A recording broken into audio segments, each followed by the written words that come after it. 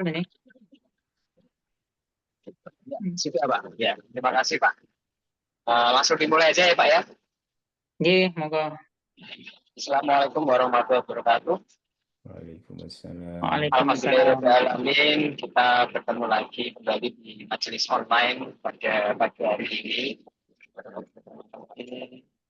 bersama pengurus Posdesi dan seluruh anggota Posdesi yang kami hormati Bapak Ketua Umum, Bapak Dr. Haji Abdul Mujib MAG CM selaku Ketua Posdesi. Ya, Bapak Dr. Saifuddin MSI selaku narasumber pada kegiatan kesempatan ini.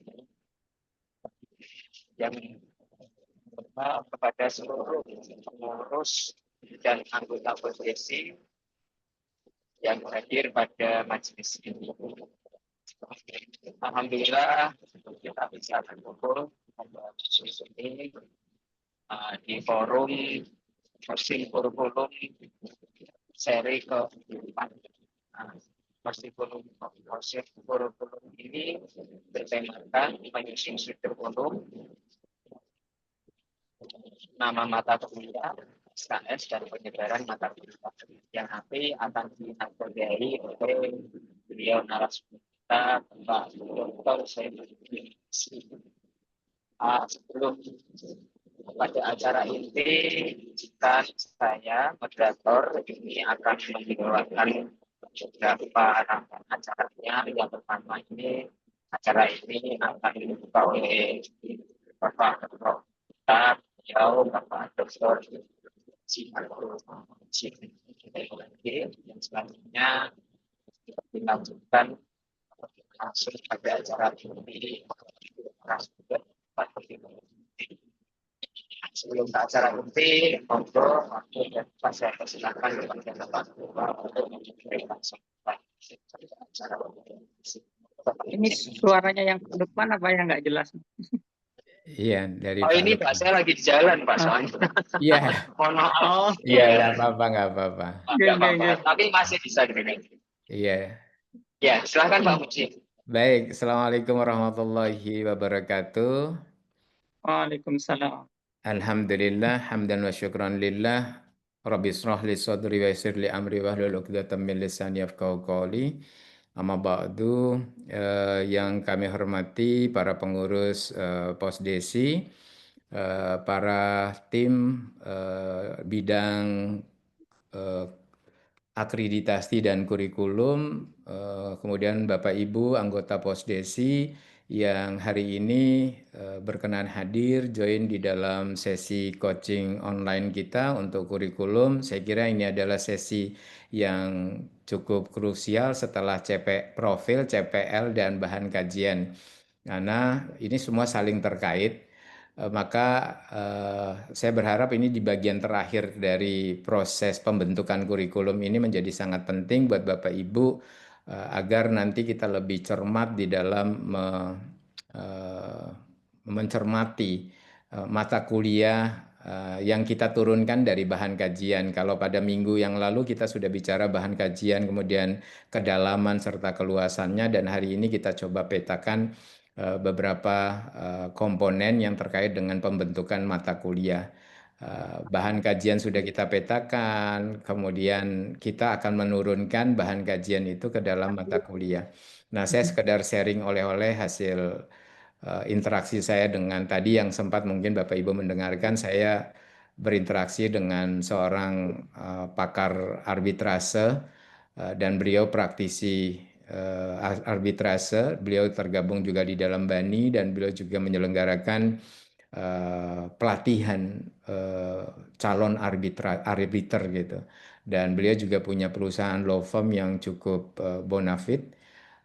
Dan saya hari ini sedikit menggambarkan bahwa kritik beliau terhadap kita itu lebih banyak berorientasi pada mata kuliah yang cenderung menciptakan orang-orang yang berpikiran normatif, walaupun itu memang dituju oleh oleh teman-teman hukum, namun yang menjadi persoalan adalah orientasi kita ketika kita membentuk mata kuliah itu banyak yang menyatakan kepada praktisi hukum, namun yang dibentuk itu banyak yang ke arah hakim dan eh, praktisi hukum yang ada di lembaga litigasi, tapi minim sekali yang berorientasi kepada pembentukan praktisi hukum yang sebetulnya ruangnya lebih besar dan lebih banyak, dan mereka bisa eh, membangun satu law firm sendiri gitu. Nah, itu kritik beliau. Nah, kita harus seimbang sekarang bagaimana berpikir praktisi hukum itu tidak hanya litigasi tapi juga APS atau non litigasinya. Nah, ini mungkin konteksnya oleh-oleh tadi, sehingga nanti akan banyak, dan ini mudah untuk mencapainya, bahwa konsultan hukum, advokat itu adalah bagian yang paling mudah kita capai di dalam semua profil yang kita tetapkan dan pekerjaan yang kita coba identifikasikan. Nah, pada hari ini Pak Saifuddin akan menyampaikan materi tentang mata kuliah. Kemudian ada satu mungkin juga jadi bahan pelajaran pada kita, bahwa hukum itu jangan berpikir 2 SKS. Kita berpikirnya itu bagaimana kita memberikan wawasan yang bukan hanya pengetahuan tapi juga keterampilannya. Ketika berpikir keterampilan, maka jangan pernah berpikir bahwa mata kuliah kita harus 2 SKS. Padahal bisa saja 3, 4, bahkan juga bisa 6. Tinggal nanti dosen bermain strategi. Kemudian ada nanti satu sisi dosen akan kehilangan mata kuliah tertentu tetapi akan menjadi tim pengajar pada mata kuliah tertentu juga. Nah, ini mungkin yang menjadi kata pembuka saya. Saya tidak akan panjang karena hari ini kita punya pemateri yang luar biasa, Pak Dr. Saifuddin SHI dan MSI. Terima kasih Pak Dokter sudah berkenan untuk memberikan materi pada hari ini. Apapun yang kita lakukan, ini adalah ikhtiar kita untuk maju bersama, berkembang bersama, dan unggul bersama. Terima kasih. Kita buka acara kita pada hari ini dengan sama-sama baca basmalah. Bismillahirrahmanirrahim. Bismillahirrahmanirrahim. Terima kasih. Assalamualaikum warahmatullahi wabarakatuh. Waktu saya kembalikan pada Pak Lukman. Monggo Pak Lukman. Waalaikumsalam warahmatullahi wabarakatuh. Terima kasih Bapak Yusif yang sudah memberikan sambutan yang cukup hangat pada kegiatan pada hari ini. Langsung kita lanjutkan kepada acara inti, yang mana di sini acara serinya seri keempat, ya, dengan tema menyusun struktur kurikulum yang mencakup nama mata kuliah, SKS, dan penyebaran mata kuliah yang akan diinfodai langsung oleh narasumber kita, Bapak Dr. Saifuddin MSI. Kepada beliau, waktu dan tempat saya persilahkan. Silakan Bapak. Baik, terima kasih Pak Lukman. Assalamualaikum warahmatullahi wabarakatuh. Waalaikumsalam. Bismillahirrahmanirrahim. Salatu wassalamu ala Rasulillah Sayyidina Muhammad bin Abdullah wa ala alihi wa sahbihi wa mawala la hawla wa la quwata illa billah ma ba'du. Yang kami hormati Ketua Umum Posdesi Bapak Dr. Haji Abdul Majid MAG, Bapak Ibu pengurus Posdesi, serta hadirin sekalian, anggota Posdesi, mobil khusus moderator kita yang mulai dari pertemuan pertama sampai hari ini, Pak Lukman. Hari ini kita sudah sampai ke sesi 4, gitu. Kalau tidak salah. Minggu yang lalu kita minggu yang lalu kita sudah mendengarkan presentasi dari Ketua Umum tentang body of knowledge atau rumpun keilmuan. Selanjutnya hari ini kita akan melanjutkan ke struktur kurikulum OBE, ya. Jadi kalau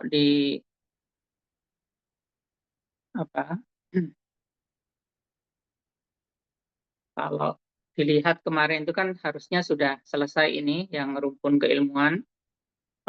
Misalnya kalau yang ditawarkan oleh Posdesi itu ada 3 atau 4 misalnya, yang rumpun keilmuan. Kemudian bahan kajian kemarin sudah selesai dibahas.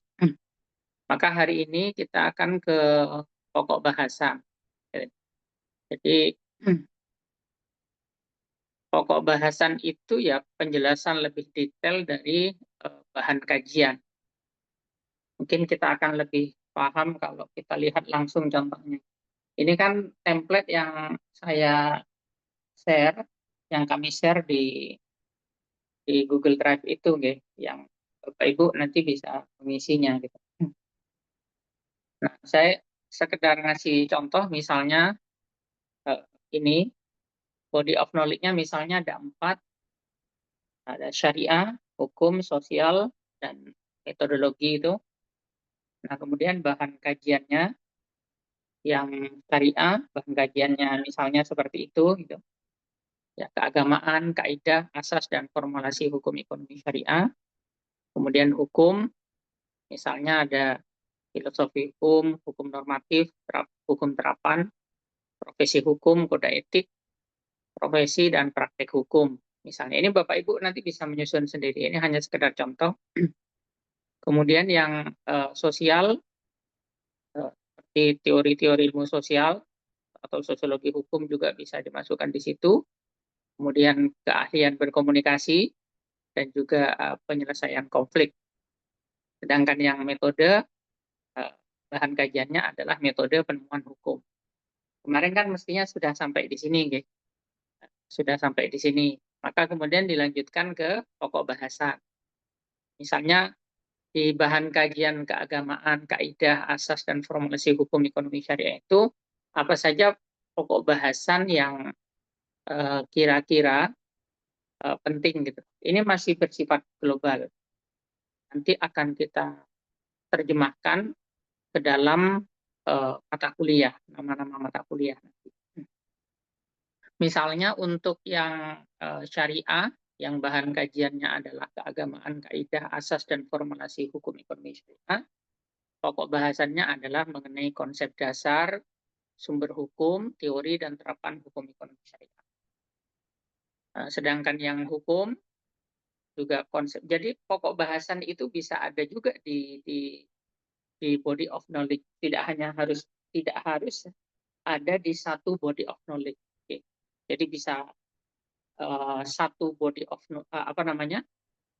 pokok bahasan itu bisa ada di lebih dari satu body of knowledge. Ada konsep dasar, teori, asas, sumber hukum, penyusunan dokumen hukum, penerapan hukum, kelembagaan hukum, dan lain sebagainya. Boleh ditambahkan, ini hanya sekedar contoh gitu. Kemudian yang body of knowledge-nya sosial misalnya, itu ada struktur dan teori ilmu sosial, kebudayaan masyarakat,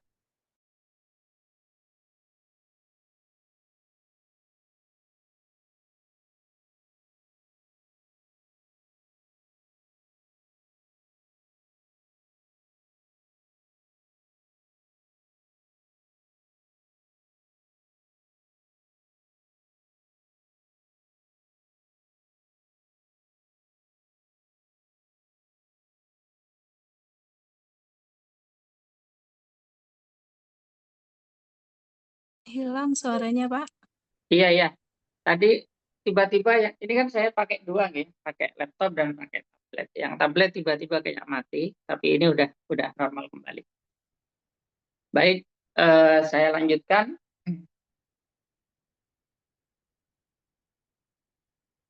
Nah, jadi kalau sudah disusun pokok bahasannya, Pak Ibu, maka kita akan lanjut ke materi pembelajaran.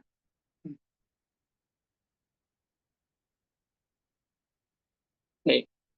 Di materi pembelajaran itu, internet saya agak kurang mantap. Di materi pembelajaran template-nya seperti ini. Jadi, nah dari awal itu, pertemuan kita dari awal, yakni profil itu dimasukkan saja biar ada hasilnya di sini. Jadi profilnya apa, CPL-nya apa saja, dituliskan di sini. Bapak Ibu sudah menentukan CPL-nya berapa. Kemarin kan antara 8 sampai 15 misalnya. Tapi boleh kurang, misalnya 5 juga nggak apa-apa. Yang penting jangan terlalu banyak. Nah, tidak seperti yang zaman dulu KKNI itu kan bisa sampai 50 atau 30 ke atas gitu.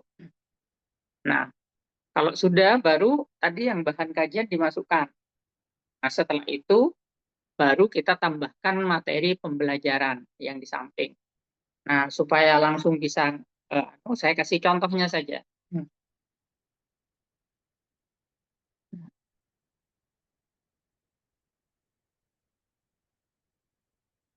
Hmm. Sudah terlihat, ya? Jadi misalnya ini sudah kita isikan profil lulusannya apa saja, misalnya 3 kan, praktisi hukum bisnis, akademisi, legalpreneur. Nah, kemudian CP-nya ada, CPL-nya ada 10. Ini CPL Prodi, ya. Ada 10. Dari 10 itu yang profil pertama misalnya kita centrang mau CPL berapa dari CPL 1 sampai CPL 10. Nah, begitu pula yang profil akademisi. Nah, kita centrang CPL mana saja yang akan. Nah, dari CPL 1 sampai 10 itu harus ada semua itu. Harus ada semua. Jangan sampai ada CPL yang tidak dicentrang. Jadi kalaupun misalnya di profil 1 dan 2 tidak dicentrang, CP2 misalnya, atau CP3 tidak dicentrang di di profil 1 dan 2, maka di profil 3 harus ada. Karena tidak mungkin kita menentukan CPL 1 sampai 10, tetapi di profil itu sama sekali tidak digunakan. Misalnya harus ada. Nah, kemudian setelah itu kita masukkan bahan kajian yang tadi contohnya kita sampaikan, contohnya. Nah, baru di sampingnya kita kasih materi pembelajaran atau pokok bahasan. Misalnya kaidah, asas, dan formulasi hukum ekonomi syariah itu apa saja materi pembelajarannya. Nah, kita sebutkan di situ, misalnya mulai dari konsep dasar, sumber hukum, teori dan terapan, metode penemuan hukum, konsep dasar, sistem kaidah, teori asas, dan seterusnya itu kita isikan. Terus sampai selesai semua. Jadi masing-masing bahan kajian harus ada materi pembelajarannya. Harus kita breakdown ke dalam materi pembelajaran. Nah, kalau sudah materi pembelajaran, maka langkah berikutnya adalah menentukan mata kuliah.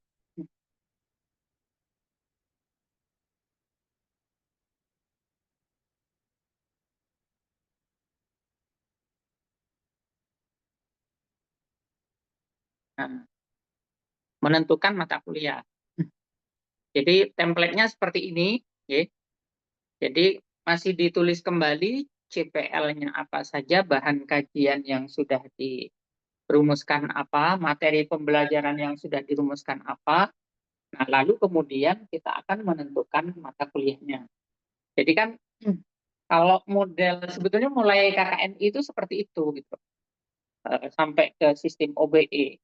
Tetapi memang prakteknya di lapangan kita biasanya langsung ke mata kuliah, ke nama mata kuliah. Apalagi kalau nama mata kuliah itu identik dengan dosennya, siapa yang ngajar, itu kan. Kalau idealnya kan kita tidak melihat siapa yang akan ngajar mata kuliah apa, tetapi kita mulai dari CPL, dari profil dulu, kemudian ke CPL-nya, ke bahan kajian, ke materi pembelajaran, baru kita bisa menentukan mata kuliahnya apa yang kira-kira bisa memuat materi yang kita tentukan tadi gitu. Nah, untuk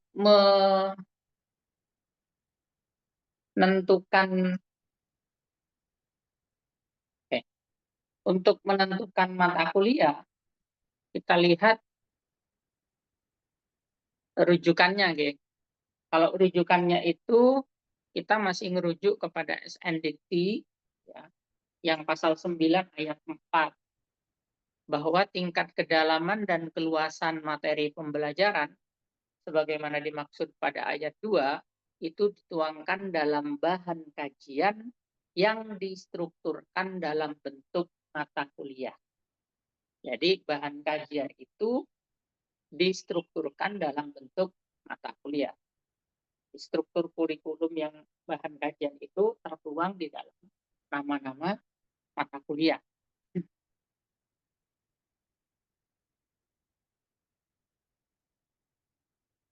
Nah, kita kasih contoh misalnya, lagi-lagi contoh ya Bapak Ibu, nanti tidak harus mengikuti yang ini gitu. Itu hanya sekedar kasih contoh biar langsung bisa nanti menyusun.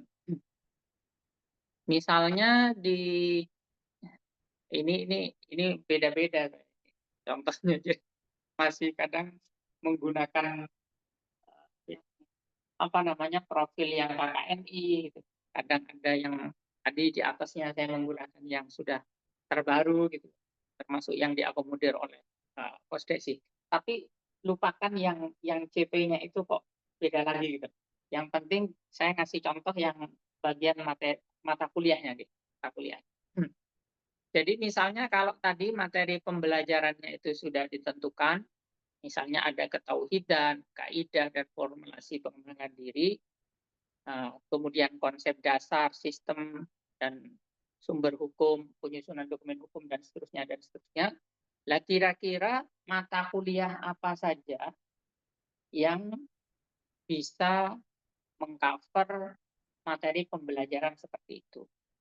Nah, kita bisa tuangkan di paling kanan ini. Misalnya, oh berarti ada mata kuliah Fakultas Studi Islam. Ini belum ke pembobotan SKS nih. Nanti pembobotan SKS-nya di belakang, di sini.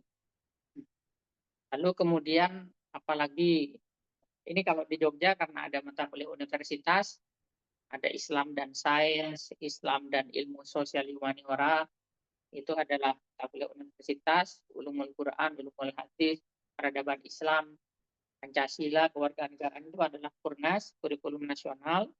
Lalu apalagi gitu yang bisa masuk di situ mata kuliah, yaitu boleh kita merujuk kalau kita menyusun OBE, kita merujuk ke mata kuliah ke kurikulum yang sebelumnya, yakni kurikulum MBKM maupun kurikulum KKNI ya.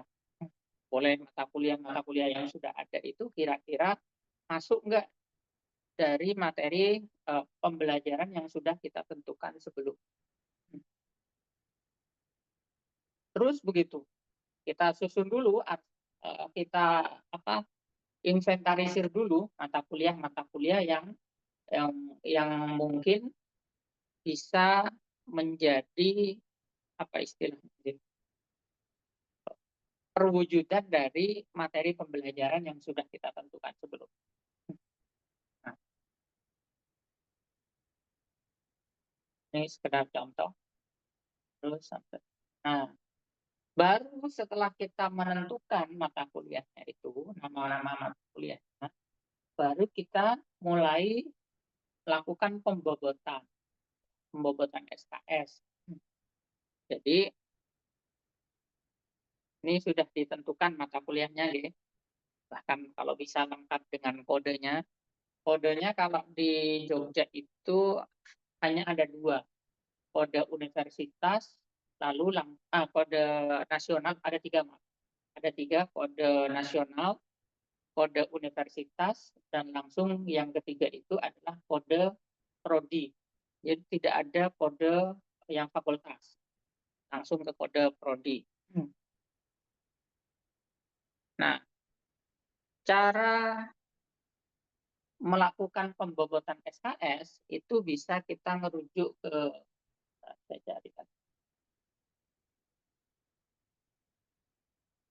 SNDikti gitu. Nah, kalau ingin melakukan pembobotan SKS, ada beberapa variabel yang harus kita perhatikan. Yang pertama adalah tingkat kemampuan yang ingin dicapai. Itu harus kita perhatikan. Kemampuan apa itu kan ada levelnya toh. 1 sampai 6 di apa namanya? Nah, ini. Nah, di taksonomi Bloom itu 1 sampai 6 itu pun ada dibagi 3, ada yang higher mode itu, ada yang middle mode, ada yang lower, yang low. Kita balik lagi ke sini.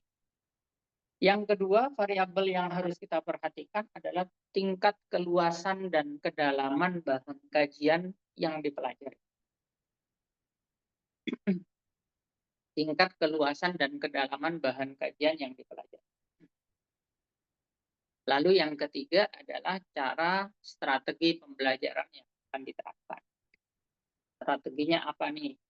Apakah tatap muka, ceramah, atau ada berbasis project, atau berbasis masalah, ada praktikumnya, ada prakteknya. Itu nanti juga mempengaruhi terhadap pembobotan. Nah, di dalam SNDT itu sebetulnya tidak diatur secara detail bagaimana menentukan SKS mata kuliah. Tetapi paling tidak dengan mengetahui kedalaman dan keluasan bahan kajian dan materi kajian yang dikonversi ke jam, kita bisa menentukan bobot SKS-nya. Satu SKS itu kan 50 menit tatap muka, kemudian 50 menit tugas mandiri, dan 1 jam tugas terstruktur. Ini bukan jam kuliah gitu, bukan. Karena kalau ini jam kuliah nanti nggak hafal. Ini hanya sekedar untuk mengetahui keluasan dan kedalaman. Nah, kalau di SNDT itu rumusnya seperti ini. Ini rumusnya. Jadi yang dimaksud keluasan tadi itu, keluasan dan kedalaman, yang dimaksud keluasan itu adalah jumlah pokok bahasan. Jadi semakin banyak pokok bahasan yang kita tentukan, maka berarti semakin luas. Gitu loh. Sedangkan kedalaman itu adalah taksonomi Bloom-nya tadi, yang 1 sampai 6 itu loh. Nah, ini taksonomi Bloom ini. Yang create, evaluate, analyze, apply, understand, remember. Ini adalah taksonomi Bloom. Jadi kalau yang create itu 1, evaluate 2, sampai ke remember. Nah, balik lagi, jadi kedalaman itu adalah taksonomi Bloom-nya. Nah, sedangkan bobot kajian itu adalah keluasan dikali kedalaman. Keluasan dikali kedalaman. Misalnya satu mata kuliah itu jumlah pokok bahasannya ada 14. Misalnya gini, hanya sekedar contoh. Jumlah pokok bahasannya ada 14. Kemudian taksonomi Bloom-nya dari 1 sampai 6 kita tentukan di 2 deh, misalnya. 2. Berarti kan 14 kali 2. Nah, 14 kali 2 itu berarti 28. Nah, 28 itulah yang disebut dengan bobot kajian. 28 itu yang disebut dengan bobot kajian. Sekali lagi, jadi keluasan itu kan tadi jumlah pokok bahasan. Misalnya satu mata kuliah jumlah pokok bahasannya ada 14. Lalu kedalaman itu adalah taksonomi Bloom dari 1 sampai 6. Kita tentukan misalnya dari 1 sampai 6 itu adalah 2. Berarti 14 kali 2. Maka sama dengan 28. Nah, 28 itu adalah bobot kajian. Bobot kajian adalah keluasan kali kedalaman. Nah, kemudian untuk membuat pembobotan SKS atau beban SKS, rumusnya adalah bobot kajian, tadi kan 28 ya, sudah ketemu, dibagi total bobot. Total bobotnya nanti sampai rampung ke bawah itu kan ada total bobotnya. Ya, 28, 72, berapa, sampai ke belakang, sampai paling bawah misalnya jumlahnya, misalnya 120. 120 itu adalah total bobot. Nah, kemudian dikalikan total SKS yang ditentukan. Total SKS yang ditentukan itu kan kalau menurut Undang-Undang Nomor 12 Tahun 2012 itu antara 100 minimal 144, maksimal 160. Nah, prodi S itu boleh di antara itu gitu. Boleh paling minimal 144, boleh lebih dari 144, misalnya 146, 148, sampai maksimal 160. Tapi kalau sampai 160 tentu akan semakin lama mahasiswa kita lulus. Karena berarti semester 7 dan bahkan semester 8 itu masih harus ada mata kuliah. Gitu. Kalau totalnya adalah 150, 160 atau 150. Dulu kami pernah ada yang sampai 158. Padahal 144 saja itu sudah cukup menurut undang-undang. Di luar negeri untuk S1 itu sebetulnya jauh lebih kecil beban SKS-nya ketimbang yang ditetapkan di Indonesia. Makanya di luar negeri itu S1 itu bisa lebih cepat selesai ketimbang di Indonesia. Nah, taruhlah misalnya 144 atau 146 totalnya. Maka tadi yang bobot kajian itu dibagi total bobot dikalikan jumlah total SKS. Maka hasilnya adalah beban SKS atau pembobotan SKS. Misalnya hasilnya adalah 2,3 misalnya. Maka kemudian dibulatkan. 2,3 itu dibulatkan. Kalau 2,3, 2,0 sampai 2,5 dibulatkan itu tetap menjadi 2. Tapi kalau 2,6, 2,7, 2,8, 2,9 itu kalau dibulatkan menjadi 3 SKS. Kalau 3,1, 3,2 sampai 3,5 dibulatkannya tetap menjadi 3. Maka kita bisa menentukan bobot SKS dari mata kuliah itu kalau tadi keluar bobot SKS-nya itu adalah 2,3, berarti SKS-nya adalah 2. Itu loh, adalah 2 SKS-nya. Yang ketika dijumlahkan tadi harus sama dengan jumlah total SKS. Misalnya tadi ditentukan 146.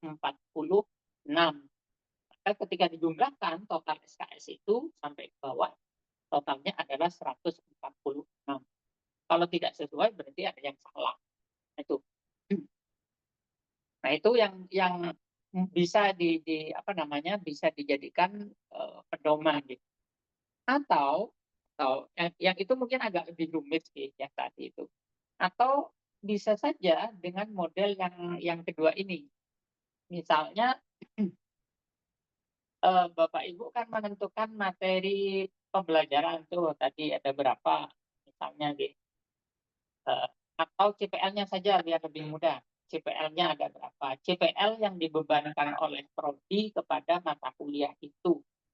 Misalnya, saya ngajar filsafat hukum Islam. CPL prodi itu ada 10. Yang dibebankan kepada mata kuliah saja ada 3. Misalnya ada 3. Nah, setiap CPL itu membutuhkan total waktu berapa? Total waktu berapa? Sampai rampung 1 semester. Misalnya butuh 50 jam. 50 jam. Terus CPL 2 butuh berapa? Misalnya 50 jam juga. Kemudian CP yang ketiga butuh berapa? Butuh 36 jam. Misalnya. Sehingga kalau di total jumlahnya 136 jam. Misalnya ini hanya sekedar contoh, Bapak Ibu bisa punya hitung-hitungan sendiri. Ini hanya sekedar contoh. Jadi misalnya CPL yang dibebankan kepada mata kuliah filsafat hukum Islam tadi itu adalah 136 jam. Nah, rumusnya adalah 136 jam itu dikali 1 SKS. Nah, 1 SKS itu sama dengan 2,83 jam per minggu. 2,83 jam per minggu. Jadi 136 jam dikali 1 SKS, lalu dibagi 2,83 jam per minggu, lalu dikali berapa? Mau 16 minggu misalnya, dikali 16 minggu. Nah, dikali 16 minggu, maka hasilnya adalah 3 SKS. Hasilnya adalah 3 SKS. Jadi bisa modelnya seperti itu. Bisa seperti itu. Cara ngitungnya. Jadi tidak harus satu model. Tapi ketemu. Tapi kalau yang biasa, terutama yang kalau template-nya dari LPM Jogja, itu yang dipakai yang di atas. Yang paling atas ini. Jadi keluasan sama dengan jumlah pokok bahasan, kedalaman sama dengan taksonomi Bloom 1 sampai 6, lalu bobot kajian itu adalah keluasan kali kedalaman, lalu beban SKS itu adalah bobot kajian dibagi total bobot dikalikan jumlah total SKS-nya. Maka akan kelihatan beban SKS-nya berapa. Misalnya 2,3. Lalu dibulatkan. Ada pembulatan. Nah, pembulatannya hasilnya itu adalah SKS. Misalnya ketika dibulatkan 2 atau 3 atau 4, maka ya SKS-nya adalah sejumlah itu. Nah, itu cara tadi membuat atau membuat pembobotan SKS. Membuat pembobotan SKS. Jadi pakai itu pakai Excel gitu. Kalau pakai Excel lebih gampang. Lebih gampang. Baru kemudian kalau sudah jadi dipindah ke Microsoft Word misalnya. Apa kalau sudah jadi dipindah ke Microsoft Word.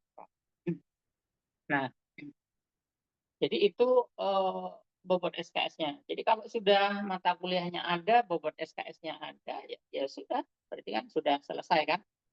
Nah, ini taksonomi Bloom, saya kira sudah sering Bapak Ibu sudah mendengar. Nah, berikutnya, kalau sudah bahan kajian ada, materi pembelajaran sudah ditentukan, lalu mata kuliah juga sudah ditentukan, pembobotan SKS-nya juga sudah dilakukan, maka setelah itu dibuat matriknya.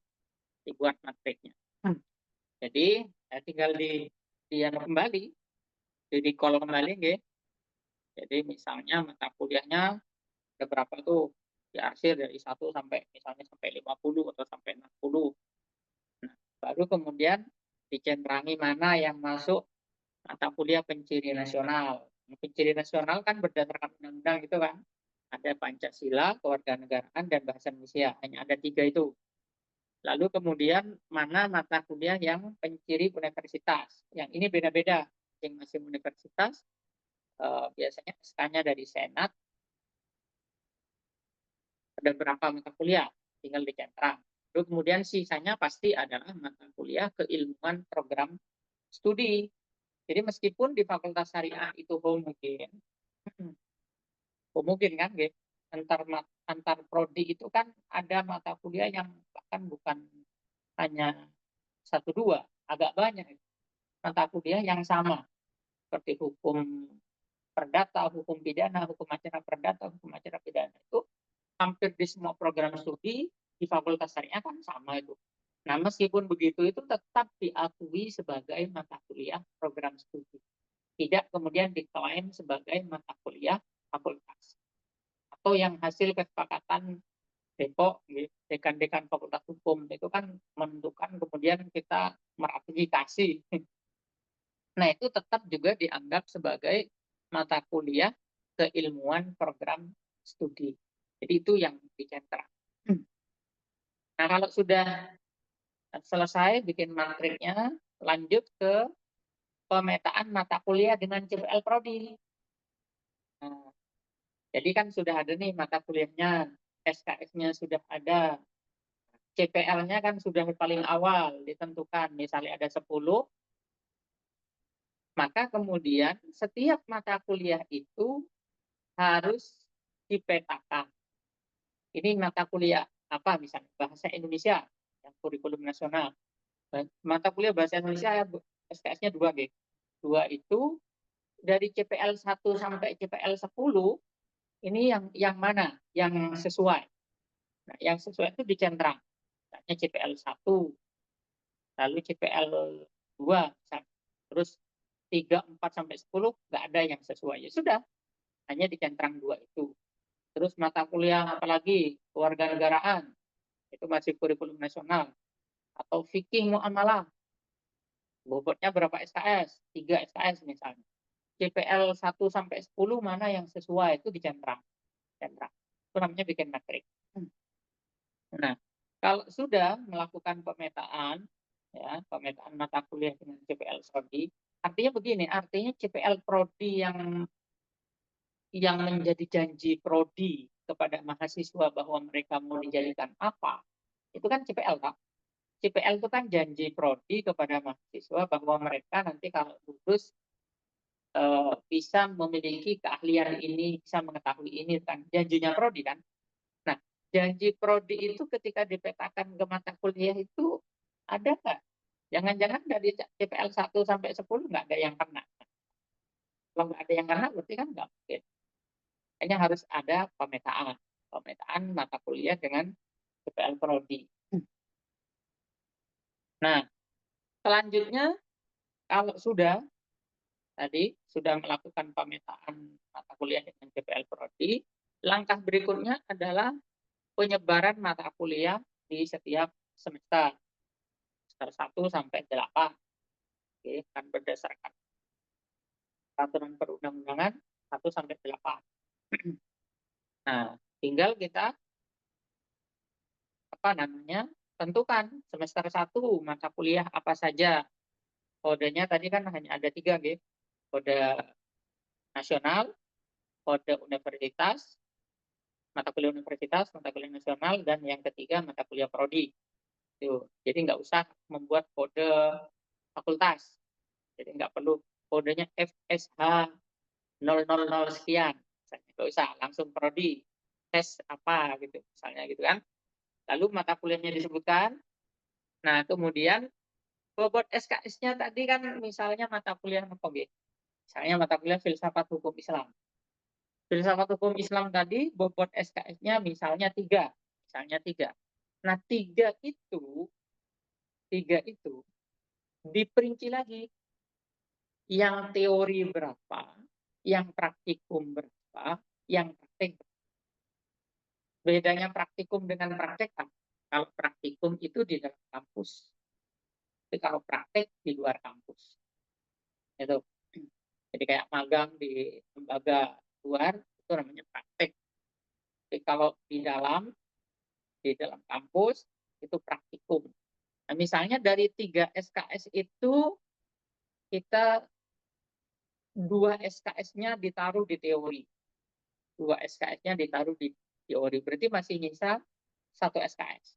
Nah, 1 SKS ini mau ditaruh di praktikum semua, atau di praktek semua, atau mau dipecah. 0,5 di praktikum, 0,5 di praktek. Monggo, terserah.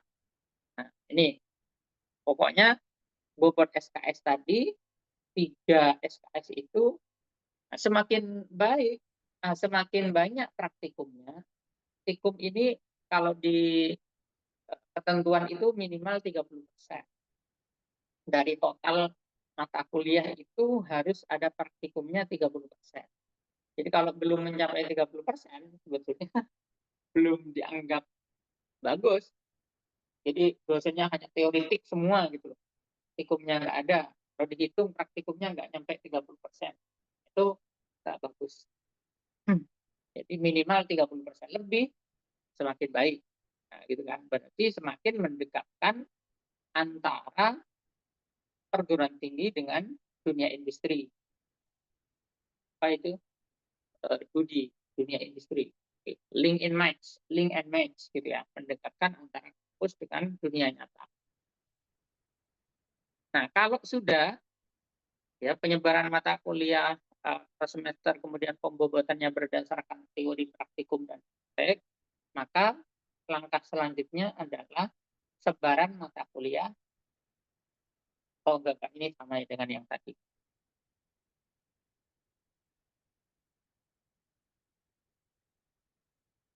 Oh ini sama dengan yang tadi. Jadi di semester 1 ini, lalu semester 2 ini, terus sampai semester 8 harus dibuat begini.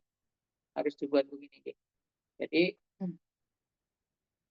sehingga berapa mata kuliah sampai 60 misalnya, 60 mata kuliah itu sudah tersebar semua dari semester 1 sampai semester 8. Gitu kan. Kalau menurut ketentuan kan harus sampai 8 gitu. Jadi tidak boleh 8 itu dikosongkan gitu. Karena pengen mahasiswanya cepat selesai tercepat terbaik, kemudian semester 8-nya dikosongkan sama sekali, nggak ada mata kuliah, itu nggak boleh. Harus ada. Meskipun yang ditaruh di semester 8 boleh diambil di semester 6 misalnya, atau di semester antara. Semester antara kan boleh tuh. Sudah ada ini ya, aturannya. Jadi boleh. Sehingga memungkinkan juga mahasiswa kita itu bisa selesai lebih awal, lebih cepat gitu kan. Jadi tidak harus nunggu semester 8. Dan di kami sudah dibuktikan, dulu ada mahasiswa S yang semester 7 akhir itu selesai. Sehingga dia bisa menjadi wisudawan tercepat dan kebetulan juga terbaik waktu itu. Aturannya di saat itu tercepat itu berdasarkan waktu, terbaik berdasarkan IPK. Nah, itu zaman itu. Nah, sekarang itu tercepat masih berdasarkan waktu, sementara terbaik tidak lagi semata berdasarkan IPK, tapi juga bisa berdasarkan prestasi akademik dan non-akademik. Itu menjadi pertimbangan kalau sekarang kalau di Jogja, khususnya di Jogja seperti itu. Nah, kalau sudah selesai, ya sudah selesai ini berarti materi kita. Nah, maka akan pindah ke materi berikutnya tentang penyusunan RPS. Gitu loh. Kalau berarti kurikulumnya sudah selesai kalau sudah sampai ke penyebaran mata kuliah. Tinggal nanti ketika mau ke RPS, ini harus dipindah dulu ke metrik yang menggunakan Excel. Excel itu ya. Saya kasih contoh aja gitu. Yang ini selesai dulu.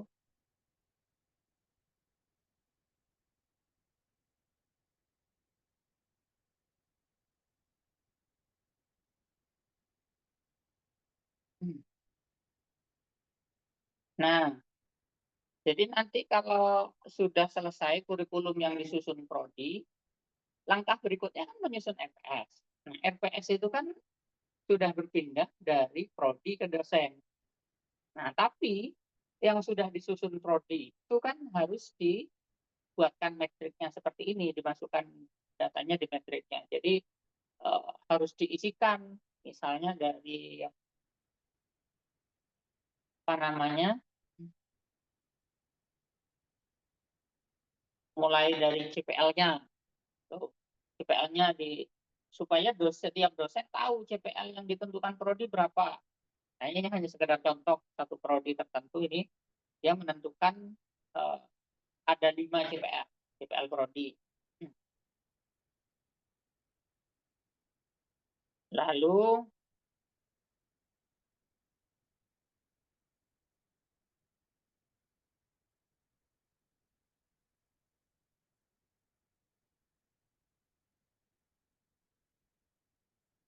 nah, tadi matrik yang mata kuliah dengan CPL itu pindahkan ke sini juga. Jadi hanya sekedar copy paste saja dari kurikulum yang sudah disusun. Kemudian strategi pembelajarannya juga dipindah ke sini, strategi pembelajarannya itu. Misalnya nih, mata kuliah apa? Fikih, usul fikih. Dia ada di CP1, CP2, dan CP3. Nah, metode pembelajarannya apa? Ada diskusi kelompok, simulasi, studi kasus,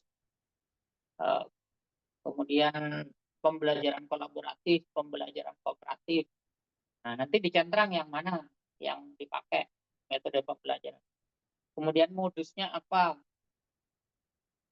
Apakah pembelajaran berbasis proyek atau pembelajaran berbasis masalah. nanti dicetram mau menggunakannya. Nah ini harus sama dosen kalau ini dosennya pengennya yang mana gitu kan. Nah kemudian bentuk pembelajarannya mau yang sinkronos atau asinkronos, kuliah, seminar, praktek lapangan, PKL atau seperti apa, itu harus dengan dosen terus sampai ke belakang. Nah, kalau sudah semua nanti di belakang itu di belakang. Nah, baru nanti kalau sudah itu baru ke CPMK. Untuk nyusun RPS itu kan CPMK dan kalau ada sub CPMK-nya ya sub CPMK. Nah, ini sudah tugas dosen nanti. Ya, tinggal memindahkan CPL Prodi yang dibebankan kepada mata kuliah itu ada berapa. Misalnya ada tiga, lalu kemudian kita bikin CPMK-nya. Kalau CPMK boleh langsung sama dengan sub CPMK. Kalau tidak maka harus dibuatin sub CPMK yang sampai 16 pertemuan itu ya. 16 pertemuan. Jadi kalau CPMK-nya hanya 3 misalnya kan nggak bisa sampai 16 pertemuan. Supaya sampai 16 pertemuan maka dibuatin sub CPMK. Nah itu nanti ketika nyusun RPS. Saya kira ini udah selesai materinya Pak Lukman. Mungkin bisa dilanjut atau Pak Ketua mau nambahin. Saya kembalikan ke Pak Lukman.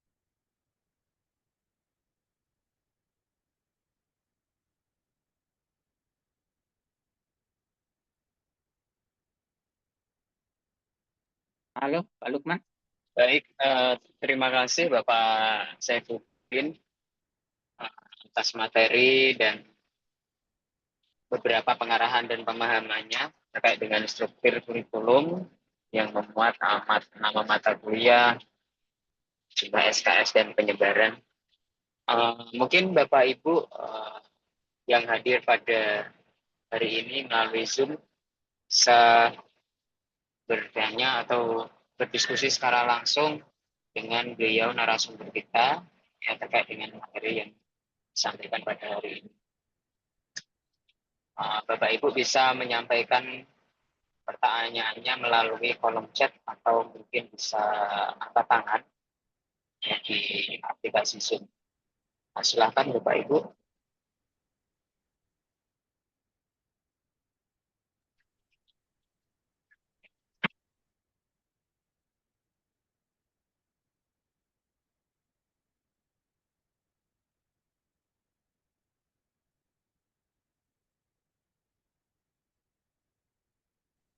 Ini coba saya tanya sendiri dulu ya Pak ya. Ini kan apa? Tadi pagi saya nggak sengaja baca story-nya Pak Dekan nih, Pak Dekan Syariah di Win Jogja, Pak Sodikin. Nah itu kan story-nya itu kan terkait dengan penyusunan kurikulum mahasiswa internasional. Nah itu programnya kan ya IUP ya, International Undergraduate Programs. Nah di situ kurikulum yang dipakai itu jenisnya kurikulum apa Pak kira-kira itu? Mungkin Bapak Saif itu bisa berikan bocoran sedikit untuk kami ya. Siapa tahu kami kan mungkin juga ke arah sana juga kan, karena arahnya meskipun kita ruang lingkupnya masih nasional ya, siapa tahu nanti bisa menuju ke depan internasional. Mungkin bisa diberi bocoran sedikit Pak, kurikulum yang dipakai itu apakah kurikulum OBE atau memang standar kurikulum internasional? Oh ya, jadi memang kami baru workshop 3 hari tentang IUP, International Undergraduate Program. Jadi prodi perbandingan madhab di Fakultas Syariah yang memang peminatnya kurang begitu banyak, itu kita upgrade ke International Undergraduate Program itu.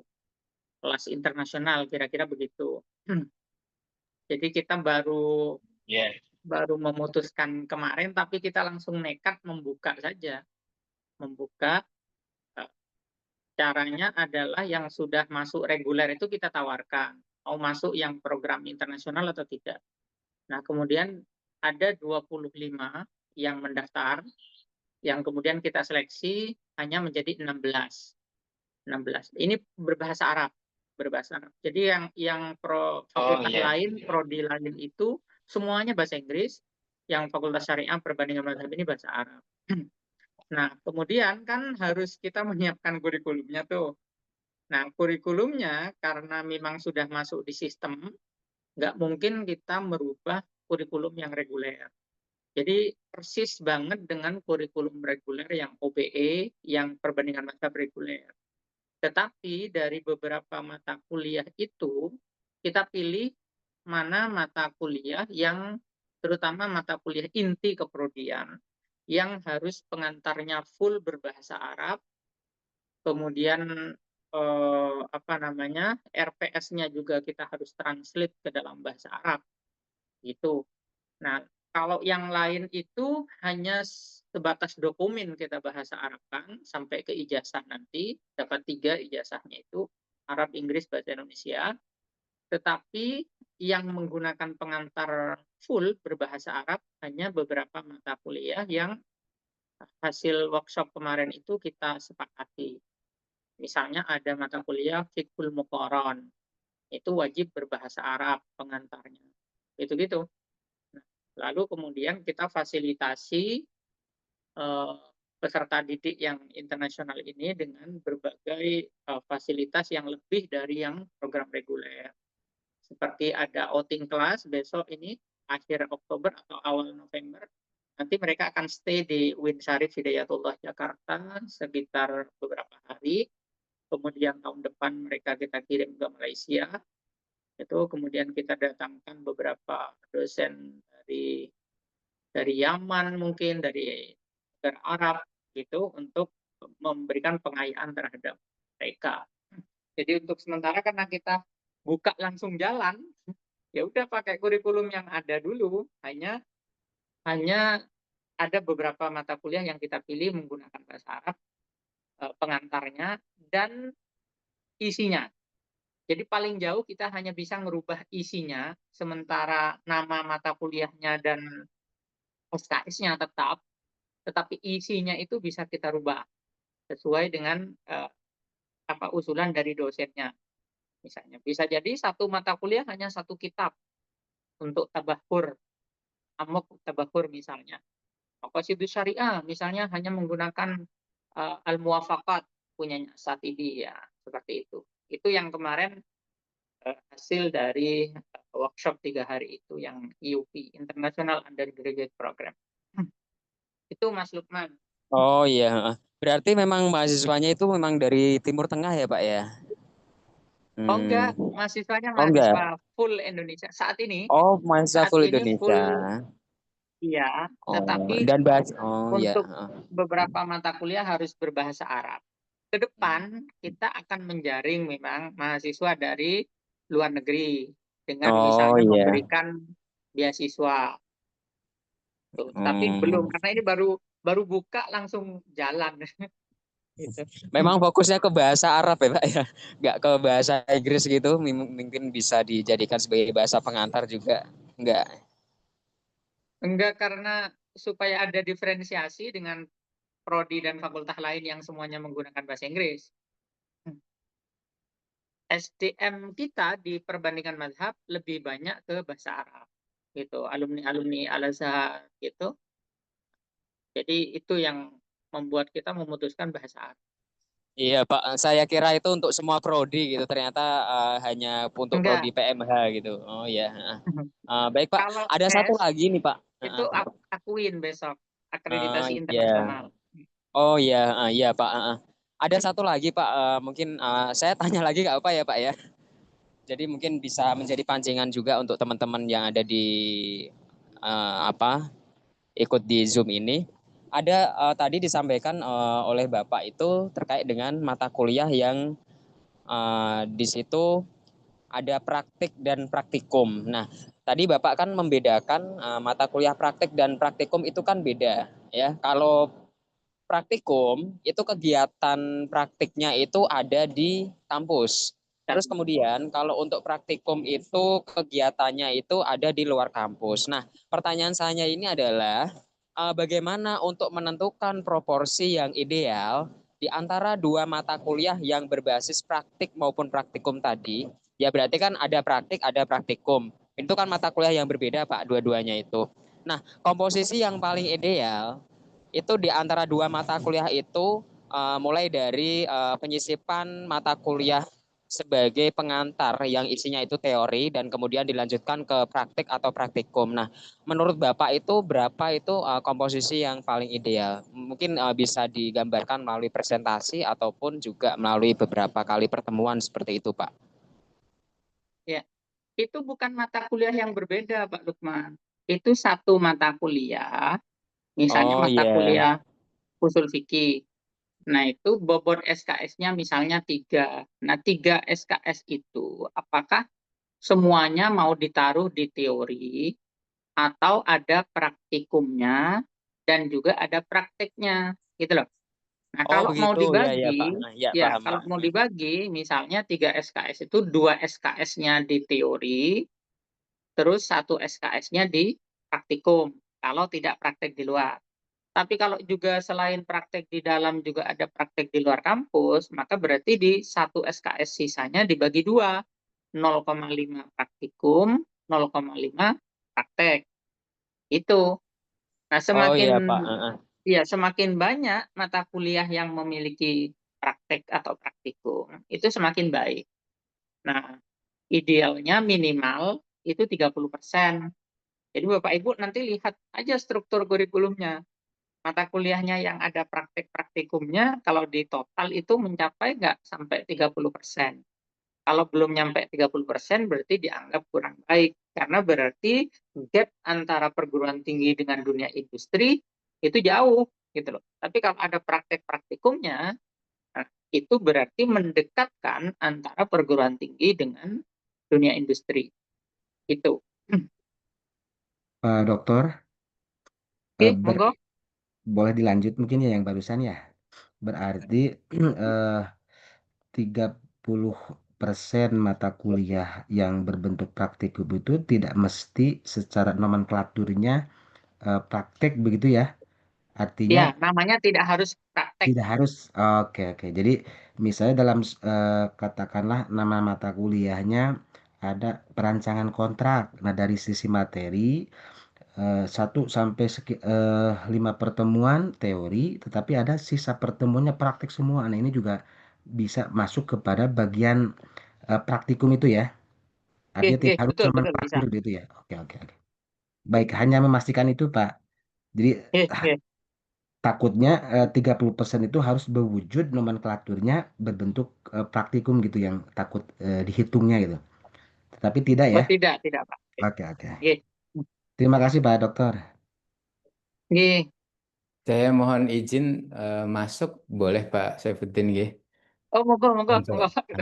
jadi terkait dengan praktikum ini kalau bicara tentang kriteria di dalam BAN PT nggih.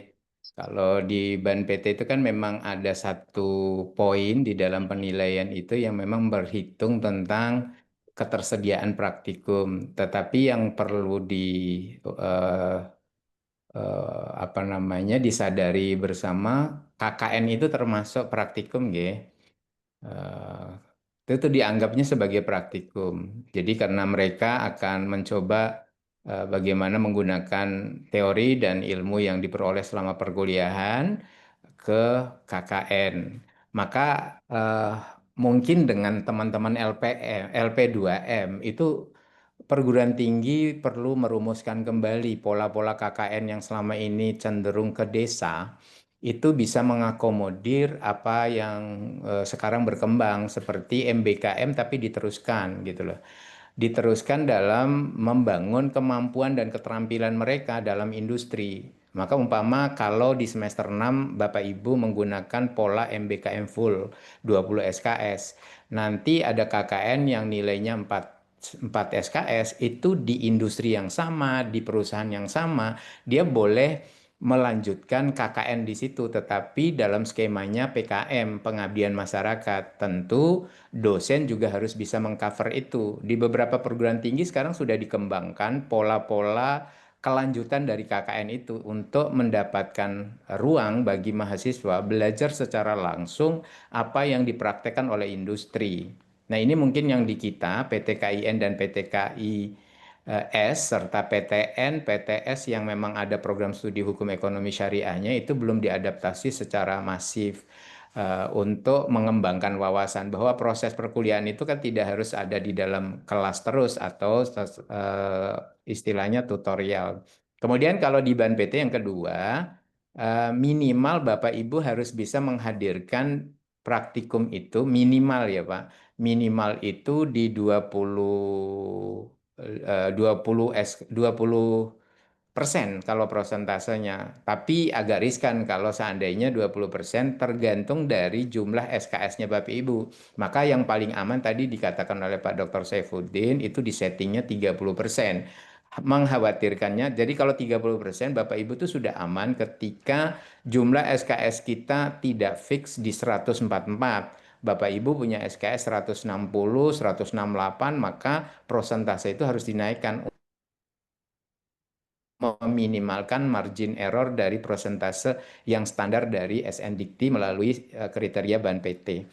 Nah, ini mungkin yang perlu Bapak Ibu perhitungkan. Kemudian yang kedua, ekuivalensi dari SKS ke jam mengajar itu rata-rata kalau di dalam kriteria kita menggunakannya jam, kemudian menuliskannya di dalam Excel kita, data RKPS kita itu kan menggunakan parameternya menit ya. Maka itu yang perlu diingat. Beberapa kasus yang saya temukan ketika saya melakukan AK, itu teman-teman masih ada yang menulis menggunakan jam, sementara instrumen perhitungannya di dalam Excel-nya BAN PT itu menggunakannya menit dikalikan ke akumulasi jam tadi. Maka banyak yang celaka di situ. Nah, gitu aja tambahannya Pak Saifuddin.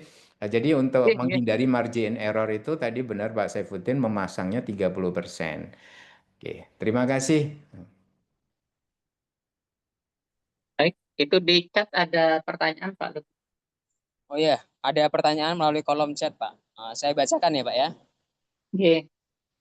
Terkait mata kuliah skripsi yang digantikan dengan jurnal ilmiah, apakah ada ketentuan khusus terkait pola ini? Misal terkait pembimbing dan semester.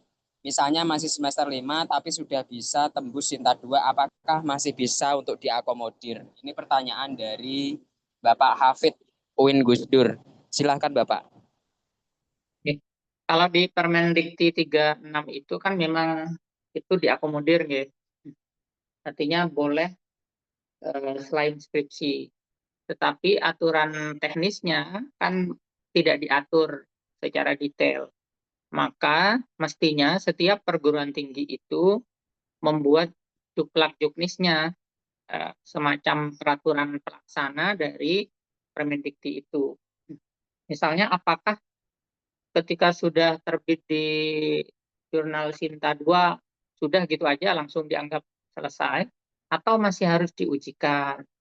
Nah, itu harus dibuat aturannya di internal perguruan tingginya, okay? Atau di internal prodinya, fakultasnya itu harus diatur pengujinya siapa saja, gitu kan? Karena kalau kalau enggak kan tidak bisa masuk ke sistem informasi akademiknya nanti. Nah, itu saya kira masing-masing perguruan tinggi yang harus mengatur. Untuk Jogja dari Fakultas Syariah itu baru HES yang ini apa namanya mengakomodir, tetapi sampai hari ini belum ada presidennya, gitu. Belum ada buktinya misalnya bahwa ada anak HES yang sudah nulis di Sinta berapa lalu tidak usah mengerjakan skripsi. Ini belum, baru sekedar peraturannya sudah dibuka gitu, selain apa namanya hanya HES, lainnya nggak ada. Kemudian apa namanya aturan atau pedoman teknisnya saya belum juga melihat. Di HES sendiri belum memiliki pedoman teknisnya. Jadi hanya meraba-raba. Mungkin dari UIN Jakarta mungkin yang sudah menerapkan itu. Kalau kami belum punya pengalaman. Gitu Pak. Terus ini ada lagi yang kedua ini di bawah. Iya Pak, ada lagi pertanyaannya dari Pak Rahmat. Jika perguruan tinggi ada kekhususan dalam bentuk mata kuliah dan masuk dalam SKS, apakah ada ketentuan berapa batas maksimal SKS kekhususan tersebut diperbolehkan? Silahkan Bapak. Jadi kan di luar mata kuliah prodi tadi kan ada dua, G. Satu mata kuliah nasional yang itu ada undang-undangnya, yakni Bahasa Indonesia, Pancasila, dan Kewarganegaraan, masing-masing bobotnya 2 SKS, berarti kan 6 tuh, 6 SKS. Nah, di luar itu ada mata kuliah universitas, yang itu di semua program studi di universitas itu harus ada, gitu. Mau prodi umum, mau prodi agama, semua mata kuliah itu ada. Misalnya kalau di Jogja ada Islam dan sosial humaniora, Islam dan apa gitu ya, saya lupa. Nah itu ada seperti itu. Nah kalau di ketentuan itu kan tidak diatur sebetulnya, tidak diatur secara detail, tetapi yang diatur adalah distingsi. Distingsi antar prodi itu kan 70%. Jadi jangan sampai dalam tanda kutip mata kuliah titipan di luar program studi itu mengurangi jumlah distingsi prodi 70% itu gitu loh. Jadi kalau misalnya menentukan 146 SKS. Nah, diambil dulu 70%-nya berapa dari 144, maka sisanya 30% itu boleh untuk Purnas dan juga mata kuliah yang diputuskan oleh Senat Universitas. Gitu. Kalau melebihi dari 30% berarti nggak boleh. Gitu. Itu sudah dengan nasionalnya yang 30% itu. Saya kira itu yang mungkin aturannya. Gitu.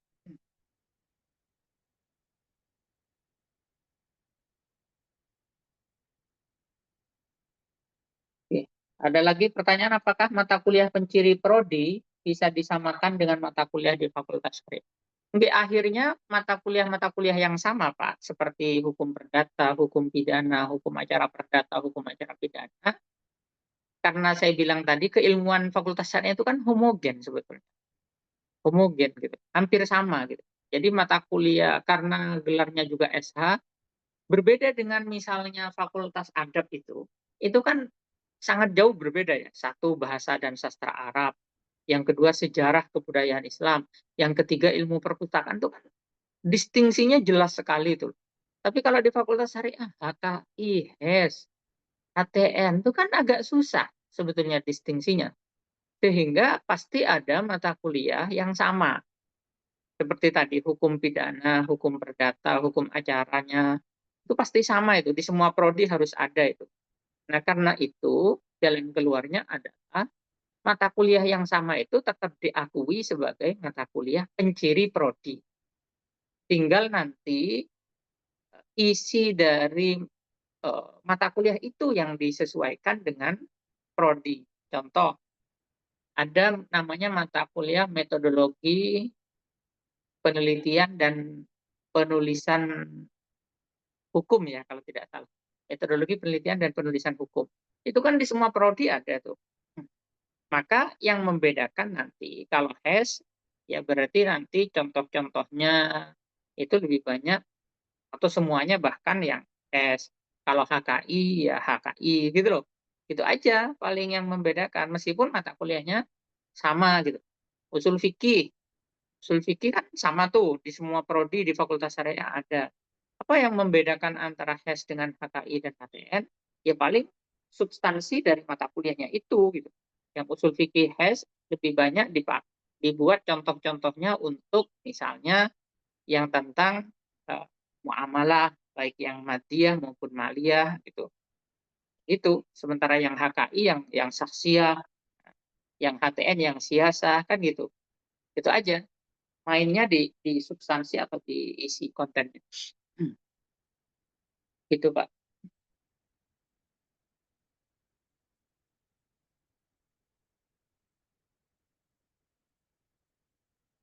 Sudah terjawab semua itu. Monggo jika ada yang mau bertanya lagi atau mau menambahkan, mau berkomentar, saya persilahkan.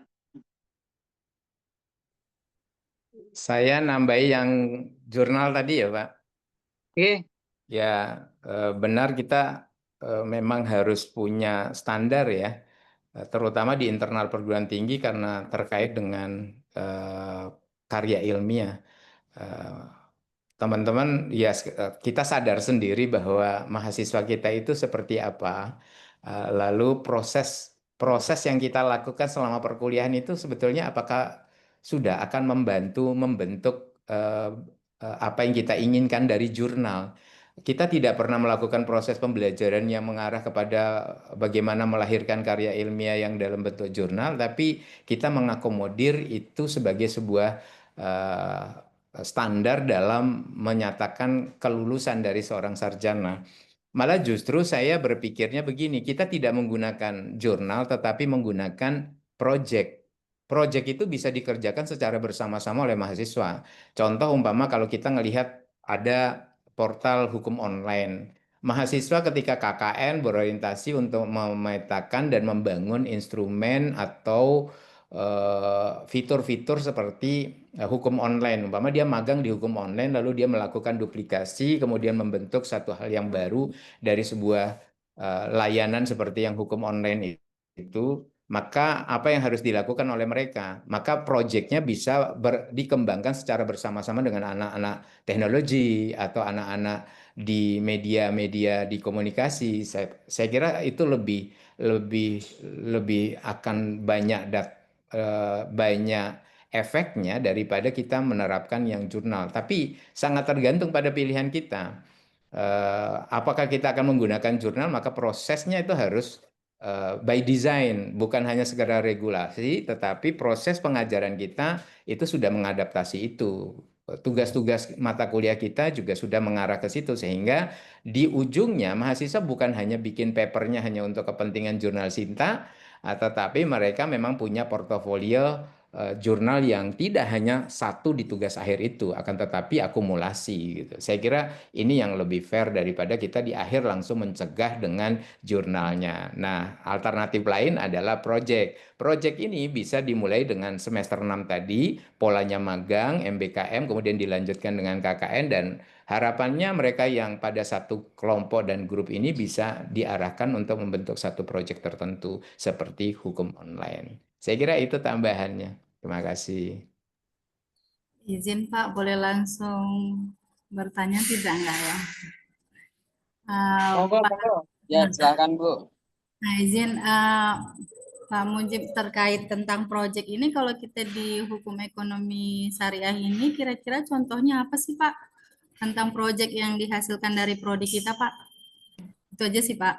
Satu Oke, tadi lagi, ya. satu lagi tentang saya menarik tentang praktikum dengan KKN itu yang gimana tadi, kayaknya agak eh, baru sih awak dengar gitu Pak, tentang KKN dan apa namanya praktikum dikurangi, gimana tadi, boleh ditambahi lagi sih Pak? Iya, baik-baik. Ini baru tapi kalau di PT KIN belum ada ya Pak, Bu. Di PT KIS juga belum ada. Cuma saya belajar dari anak saya. Kebetulan anak saya kuliah di psikologi di salah satu perguruan tinggi yang ada di Jawa Tengah, perguruan tinggi negeri. Di semester 6 sama sekali dia nggak ada kuliah di dalam kelas, kecuali pendampingan di awal minggu pertama perkuliahan di September itu. Sorry, bukan September, kemarin di Maret ya. Maret itu Maret itu dia kuliah hanya 2 minggu di dalam kelas. Itu pembentukan rencana proyeknya pada MBKM-nya. Lalu pilihannya kan sudah jelas mau kemana magangnya. Kebetulan anak saya di panti, dia belajarnya psikologi. Tetapi pekerjaan dia dalam proyek yang dikembangkan bersama dosen mata kuliahnya atau dosen pendamping KKN-nya itu, sorry MBKM-nya itu, dia membentuk beberapa bagian yang memang itu adalah keterampilan psikologi. Dia membangun instrumen lalu mencoba menerapkan instrumen itu pada komunitas di panti yang tempat dia magang 4 bulan, Bu. Belajarnya di panti itu masuk seperti orang kerja setiap hari, tetapi parameternya jelas. Nah, itulah yang dikonversi menjadi SKS 20 SKS itu.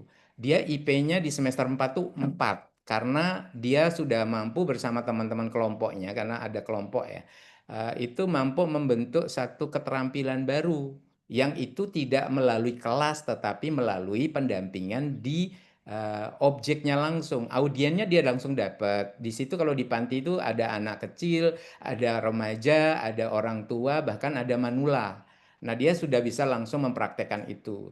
Kemudian ditambah lagi dengan KKN oleh dosennya, dia ditawari satu proyek dosen, yaitu PKM-nya dosen di panti yang sama, lalu ditawarilah anak-anak psikologi dulu.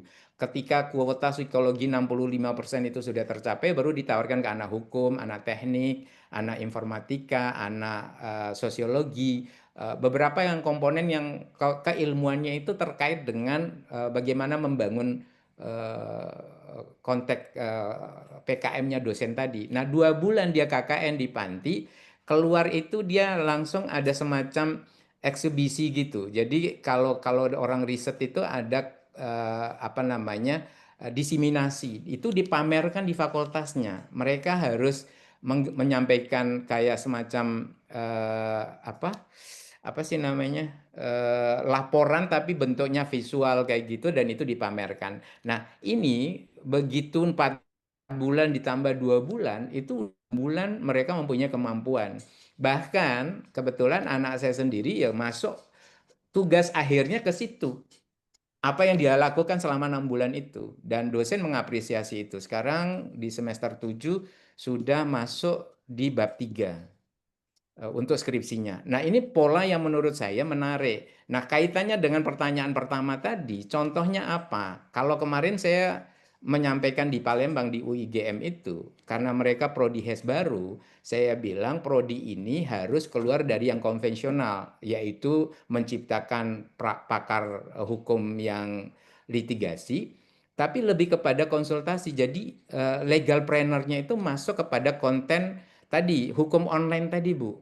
Jadi di semester 6 mereka magang di lembaga-lembaga hukum apa saja tetapi mampu menerjemahkannya pada kebutuhan teknologi seperti yang dilakukan oleh hukum online yang di bawah Assegaf Law Firm ya, yang hukum online itu. Nah, itulah proyeknya, Bu. Proyeknya adalah mengembangkan fitur-fitur pada layanan hukum yang memang secara masif bisa diakses oleh masyarakat dari mana saja.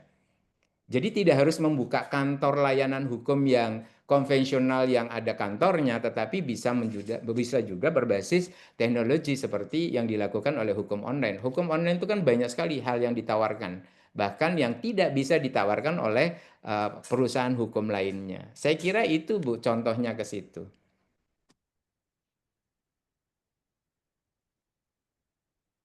Nih, Pak Zulfriani mau angkat tangan, mau bertanya atau gitu? Ibu Pak Oh, Saif. ibu. Maaf. Bingung. Ya, Ibu Supri. iya. Assalamualaikum warahmatullahi wabarakatuh. Waalaikumsalam warahmatullahi Pak Ketum yang saya hormati, Pak Saif, kemudian Pak Lukman. Gini Pak, saya mau ini aja berbagi. Tadi kan ada yang bertanya tentang jurnal. Jadi bagaimana artikel ilmiah itu bisa menjadi tugas akhir mahasiswa. Jadi kami di IAIN Kerinci itu sudah melaksanakan itu sekitar 3 tahun. Jadi artikel ilmiah itu bisa menjadi syarat mahasiswa menggantikan skripsi, tapi memang ada regulasi, ada pedoman akademiknya. Karena ini sebenarnya awalnya ide dari Pak Rektor sendiri gitu, karena kita kan punya mahasiswa KIPKA. Jadi awalnya itu karena mereka menganggap mahasiswa KIPKA ini kadang-kadang ada program unggulannya gitu. Kalau uangnya itu dikasih dengan mereka, itu mereka gunakan untuk beli-beli hal-hal yang memang secara keilmuan tidak menambah keilmuan mereka gitu kan. Jadi akhirnya dibuat 3 program unggulan selama 3 tahun. Jadi di semester 1-2 itu mereka programnya bahasa Arab dan bahasa Inggris. Kemudian di tahun kedua itu di semester 3 dan 4 mereka riset, dan tahun ketiga itu mereka entrepreneurship. Jadi di tahun kedua ini di semester 3 dan semester 4 itu kita melaksanakan ada mentor dari dosen masing-masing berdasarkan keahliannya, kepakaran dari dosen-dosen. Jadi itu yang pertama mereka diajarkan penelitiannya kualitatif. Kemudian yang kedua kuantitatif. Nah, setiap 6 bulan itu ada sekitar 27 kali tatap muka. Jadi masing-masing mahasiswa per kelompok itu per kelas itu ada yang 11, ada yang 15 gitu kan. Itu dibagi 2 mentornya. Jadi 2 mentornya dan outputnya itu wajib jurnal gitu. Jadi alhamdulillah dengan program itu sebenarnya luar biasa jadi mereka itu di luar jam kuliahnya dan dilaksanakan via Zoom. Jadi dimentori oleh dosen-dosen yang memang pakar di bidang itu. Nah, akhirnya ada banyak sekali Pak outputnya itu jurnal mungkin sekitar 200-300 dari mahasiswa kami yang cuman mungkin kalau untuk 1 kali setahun itu cuman ada 1.000 gitu kan, lebih dari berapa persen gitu.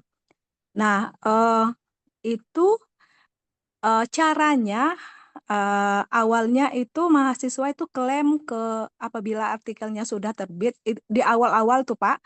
Jadi awal gagasan itu bisa sampai Sinta 6 gitu. Nah, akhirnya dievaluasi ternyata mahasiswa ini ada yang pakai fast track itu Pak, ada yang predator dan lain sebagainya, mereka tidak pakai review, tidak ada pakai revisi gitu kan, mereka terbit juga gitu.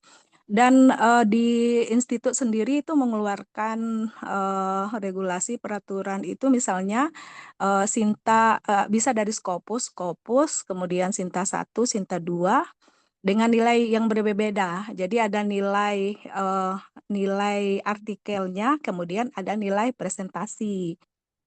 Jadi mahasiswa itu kalau bukan lewat program unggulan, jadi program unggulan ini memang dari semester 3, semester awal kita udah dosennya udah ngajarin sedetil-detilnya, mendele semuanya diajarin dari milih judul, kemudian semuanya. Jadi betul-betul di mentor. Bagi mereka yang bukan program unggulan, itu mereka wajib lewat prodi gitu. Jadi mereka mengajukan ke prodi. Kemudian ketua prodi itu mengeluarkan pembimbingnya siapa gitu kan. Mereka ini kami mau ini misalnya mau lewat jalur artikel, tapi lewat pakai seminar juga, pakai seminar proposal artikelnya gitu.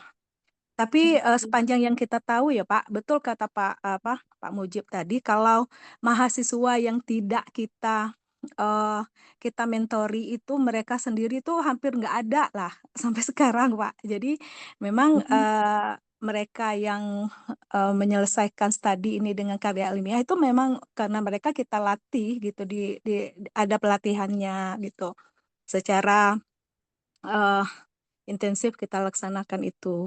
Dan itu banyak. Jadi Sinta 2 free, misalnya Sinta 2. Dan misalnya mereka kebetulan ada yang kayak misalnya Ulil Albab, ada banyak jurnal-jurnal yang kebetulan juga saya masuk mentornya, itu ada yang berbayar kan Pak. Jadi berbayar, tapi mereka tetap review, itu yang bayarnya institut gitu. Jadi bukan mereka yang bayar. Dan ada yang paling mahal yang saya tahu mereka bayar tuh 1.500.000, tapi itu pun dengan revisi yang luar biasa sekali gitu kan. Kalau Sinta 2 itu udah kayak Scopus kan kita revisinya, tapi mahasiswa mampu kok Pak. Jadi karena mungkin kan di mentor ada kita sebagai mentornya. Nah, itu sudah diklaim nanti ada dipresentasikan. Jadi mereka tidak lulus gitu aja presentasi. Mereka mempresentasikan apa hasil dari artikel mereka itu gitu. Setelah mereka presentasi baru dosen ada nilai presentasi, kemudian ada nilai kalau seandainya Sinta 2 kalau nggak salah 85 gitu, udah 85 udah nunggu nanti kalau mereka presentasinya nggak bagus. Nah sekarang kita cuman menerima sampai Sinta 4, 5, 6 nggak lagi gitu Pak. Jadi itu masih kita laksanakan sampai sekarang di YN Kerinci gitu. Itu sekedar berbagi pengalaman aja, tadi ada yang bertanya tentang itu. Makasih Pak Ketua. Ya, Minimal Saya semesternya berapa, Bu? apa? Minimal semesternya berapa? Kalau semesternya itu kan Minimal kalau semester. ya di semester 3 itu kalau seandainya udah terbit itu bisa diklaim Pak. Jadi Tapi mereka teori harus rampung semua, nggih?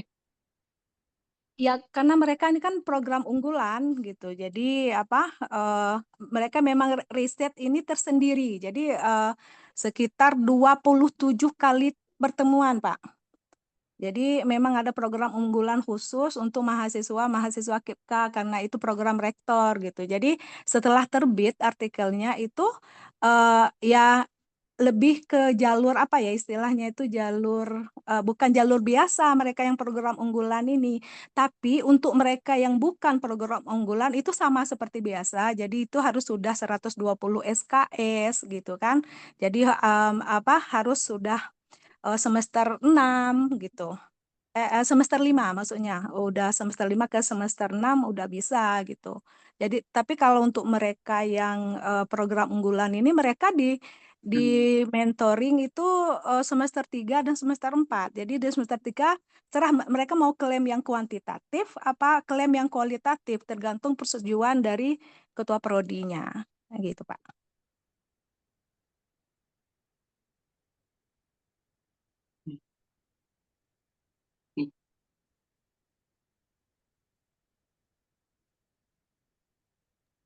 Ya, makasih Bu, bagus sekali itu pelajaran yang cukup menarik ya, yang sudah diimplementasikan.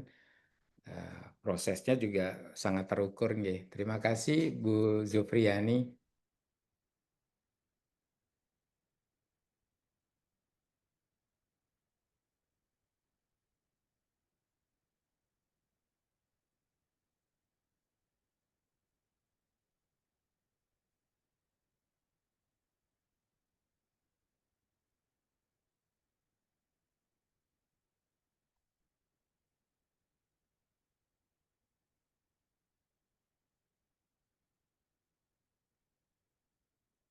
Baik, masih ada lagi Pak Lukman atau sudah cukup?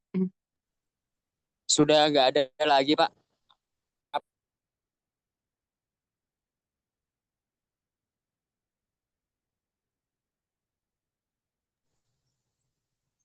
Ini udah mendekati pukul 11, Pak. Apa kita close saja, Pak?